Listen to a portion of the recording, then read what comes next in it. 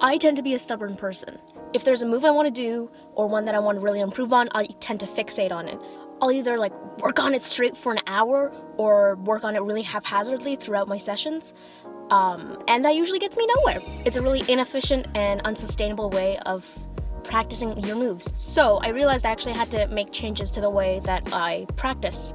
And I needed to make it a lot more productive, and I needed to make it a lot more sustainable long term. So I started wondering how I could improve on my sessions. I tried some things that helped, some things that didn't, and here are the things that worked for me.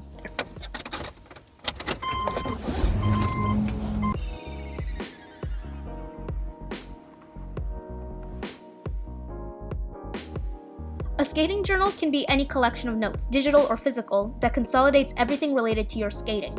Anything from lists of elements you can already do and lists of ones you can't, to keeping a detailed schedule, to writing down your goals for the future can go in it. This is probably the one that's helped me the most. The first time I actually took the time to plan out my sessions, the next day all my muscles were sore. It was the most productive I've ever been while inline skating, and I honestly don't know why I hadn't thought of it sooner.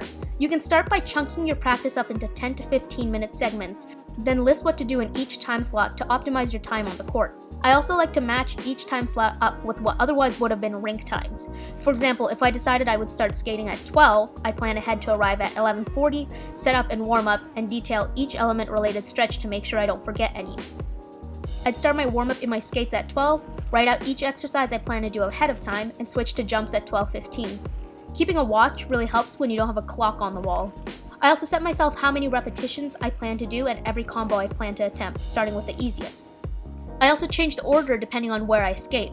If I'm at a tennis court with a large smooth cement sidewalk beside it, I'll leave spins until the very end, practice camel spins on the court, then switch to pavement for sit and upright spins that require less room but smoother surfaces.